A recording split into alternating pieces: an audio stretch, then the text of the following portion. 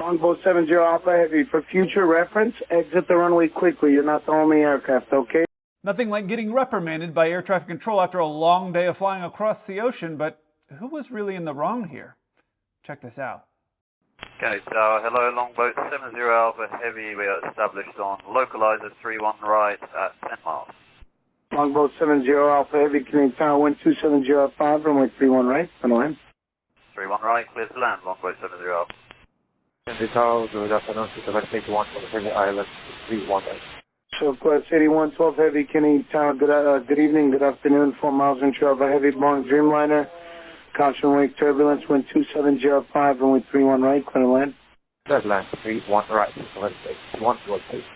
We have two planes here, a 787, which I will probably never get the opportunity to fly, unless you count me flying a 787 inside of my Dreamlifter as flying the 787. I don't count that, but some people might. The other aircraft in here is a 747, and I believe it's a Dash 8, which is the heavier, latest version of the 747 that got made. It's got actually kind of a similar wing design to the 787, but that's the other plane here. Now, what's important to notice is that he's 4 miles in trail. And this is where overall situational awareness as a pilot becomes important. Good evening, good afternoon, 4 miles in trail of a heavy Boeing Dreamliner. Now, I would guess, and I don't know this to be the case, but I would guess that that 747 probably is coming in a bit faster than the 78. The 78 is a passenger plane. A 74, this is a freighter. So airlines that are flying cargo, we make our money based off of the weight, the payload capacity or the payload weight that we're transporting. That's what we bill to the customer. So usually, most of the time, you're flying very close to your limitations of what that plane can take. So a lot of times you're landing close to max gross landing weight. That's what they try to do if they can. It's not always the case. I've flown around empty. I've made vlogs about that. But a lot of times we're landing closer to max landing weight than you would get your typical passenger airline. They're typically not doing that. I don't know that to be the case in this particular scenario, but my guess is the 747 probably is going to be coming in a little bit faster. So 4 miles in trail and probably a closure speed a little bit faster than what the 787 is going to be landing at. Now you heard this comment from the controller about wake turbulence. Caution wake turbulence. And that wouldn't really concern me if I was a 7-4 pilot because as you're coming in, you're going to be on a similar path. So the wake turbulence that's generated by this 787 at this point here, when I get there, it should be beneath my flight path because it's going to take a little over a minute for me to get there, one. And two, the other reason why it wouldn't really concern me very much is that I'm a larger aircraft. You wouldn't want to reverse those roles. Let's say you're in a 747 and you're coming in and you're, let's say, in a 737 and you're 4 miles in trail, even though we're on the same glide path, that is not something you want to be in. I've experienced, especially flying some smaller planes, I've experienced wake turbulence. It's very unsettling. One time we had it where we took off, I think it was somewhere around this area. I think it was actually Newark, and we had some wake turbulence of something big. It slapped the plane so hard that some of the ceiling panels came down. I was flying a CRJ 700 at the time. So I'm just saying it's very startling if you catch wake turbulence. It can be very alarming. But in this case, 747, 4 miles in trail, 787, the wake turbulence isn't really a big issue or concern, but air traffic control is going to let you know anyways.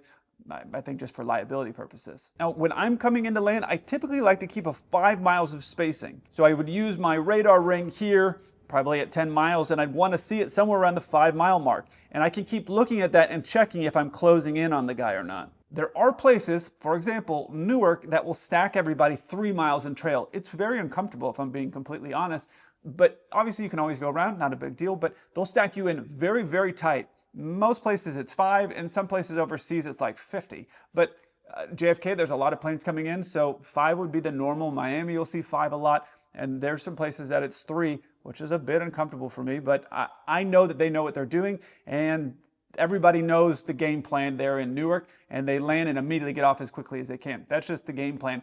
So watch what happens here. Southwest 8112 Heavy, could you see flight conditions, please? Again? Southwest 8112 Heavy, safe flight conditions? The flight is smooth. Okay, 112 Heavy. Flight is smooth. Thank you so much. Yeah. Longboat 70 Alpha Heavy, turn left on Victor, and if you don't make Victor, left uniform 3. Okay, we'll turn left at uniform 3, Longboat 70 Alpha. Longboat 70 Alpha Heavy, sir, but you need to exit the runway quickly, though. There's traffic on a mile final. First, and I don't know why this was done, so maybe you can tell me, but when the winds are calm like that, 5 knots, that's usually not going to get a call from air traffic control asking you what the conditions are like, unless it's like really foggy or maybe very turbulent. They may ask when the wind's really gusty, like, hey, what's the rides like? You might hear that, but when winds are calm, it's kind of a strange call. But this call here, where he asks him to vacate by Victor or Uniform 3, is pretty normal. Longboat 70 Alpha Heavy, turn left on Victor, and if you don't make Victor, left Uniform 3. Here's the problem with how this all played out, though. If you look here, Victor is at a landing distance of about 6,400, and Uniform 3 is about 7,800. Now, a lot of different aircraft have similar landing, stopping capabilities. Obviously, like 747, we got 18 tires, so we have more brakes, which allows us to stop in similar distances of other planes, even though we're weighing a lot more than, let's say, a 737 or a 787. So, but the landing capabilities are going to be somewhat similar. So landing and stopping in 6,400 feet at a sea level airport like JFK is absolutely 100% doable. If they had to do it, it could absolutely be done. However, what it requires is the pilots changing this thing right here, which is the auto brake setting, which will tell the brakes, hey, we need to stop in this stopping distance. And then if the controller calls you and says, hey, we need you to vacate by this point, you can look on this sheet and see, okay, are we going to be off by that point? No, we need to increase the auto brake setting. For example, once we were going into Bogota late one night, very heavy, and actually a Dash 8, and the controller asked us, hey, can you make this exit? And it was going to be something like 6,000 or 7,000. Now, being at altitude that Bogota is at, we're going to be having a much faster ground speed, and we were fully loaded. So I looked at it and I was like, yeah, there's no way that we could do that. Could we do it? Yeah, we could absolutely do it, but we're going to heat up the brakes so much that we're going to be at risk of having a brake problem where a brake fire or overheating the brakes and the brakes melting, and all to accommodate air traffic control is not going to go over well when you meet the chief pilot, which is who you'll be talking to if it costs $1 million in brakes so you can get off the runway 10 seconds earlier. So the right time for the controller to actually call him and make that request would be when they were on the approach, not once they'd landed on the runway. Had he made that call earlier when the 787 was on approach and said to the pilots, hey, I need you to be off the runway by Victor or Uniform 3 or whatever it was, they could have accommodated their brake settings to do that, or pilots always have the choice to say, hey, we're unable to do that, which is what we did going into Bogota. He made the request. I looked at it. Our brakes are going to be too hot. I said, yeah, we're unable to do that. We're going to be going to the end. And then there are long runways in Bogota. But that's basically what the options are. However, he waited till the pilot was on the ground to make that request, and here's what happened. Yeah, I understand, sir, that we are very, very full today with cargo and people. Sir, just exit the runway, please. I don't care about all that. Course 8112 Heavy, go around. Car maintain 2005 present heading. Go around to 2000 present heading. Yeah, sorry. The aircraft in front of you was explaining how heavy they are instead of exiting the runway. Longboat 70 Alpha Heavy, for future reference, exit the runway quickly. You're not the only aircraft, okay? Contact ground 121.9er. 119er, Longboat 70 Alpha Heavy. That's all copy. Thank you. Skywest 8112 Heavy, sorry about that. Continue present heading, maintain 2000. The important thing to remember here is the 787, they own that runway until they get off. There is no mandatory evacuation speed or anything like that. It's their runway until they vacate the runway. Now, you could say situational awareness would let them know, hey, there's a 747, 4 miles in trail, we're going to want to hustle off. What the pilot is saying here when he's saying like, hey, we're heavy with cargo and people, they could do it. They probably chose to not brake extra hard to make a runway. That could be that they maybe landed a little bit long, or they originally, when they set their auto brakes, were planning to go to the very end of the runway. I don't know, but either way, he was saying, I'm not going to stomp on the brakes to get off extra early. So one of the other things to notice about this airport that's really important though is look at Uniform 3 here. It's a 90-degree turn. There are airports where they have these things called high speeds. And with a high speed, you're able to get off the runway going a lot faster because you're not having to slow down and make a 90-degree turn. Again, it's different for every aircraft, but typically on a larger plane like this, if you're going to do a 90-degree turn, they want you to be going about 10 knots. If you have a high speed, you could be going a little bit faster, maybe 25 or 30 or whatever your airline allows, but it's a much faster speed that you're able to go, so you can take that a little bit faster and kind of slide off the runway, get clear, and the other guy can basically land. When you got to go up to a full 90, you can't just like drift that corner, then have the flight attendants flying across the back of the plane, and they're going to be really mad at you. And the problem with that is when they're mad at you, you get like the worst snacks. So you don't want to do that. Now, if I was in the 747 looking at this situation and I was seeing, hey, I'm 4 miles and closing in on this guy, I probably would have slowed down a bit, because unless I was given some speed restriction, and even then we call it cheating. So let's say he gave me, hey, 170 to this fix, and then you're clear to land. So you can do what's called cheating.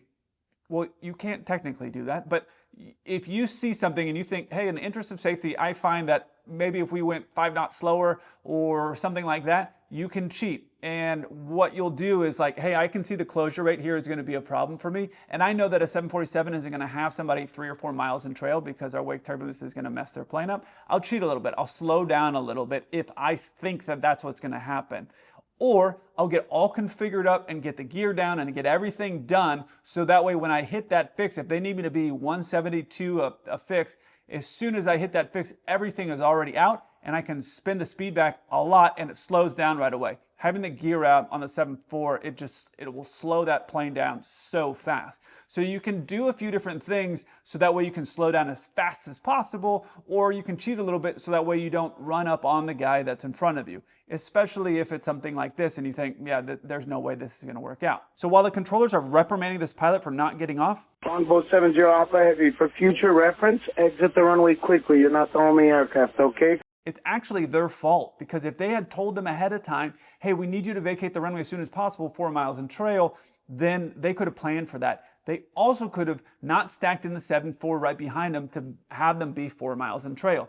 The other thing that I do on a 7.4, especially when I'm heavy, is when I'm coming into the approach, I call ahead and say, hey, I want to let you know our approach speed today, we're going to be at like 165. So that way they know when they want me to go to slowest practical speed, it's going to be faster than some people's landing speed. So I do that so that way I don't get jammed up in this situation, because when you're coming into land, usually, at least for me, like I'm ready to have this day over with. I want to land and I want to go to the hotel.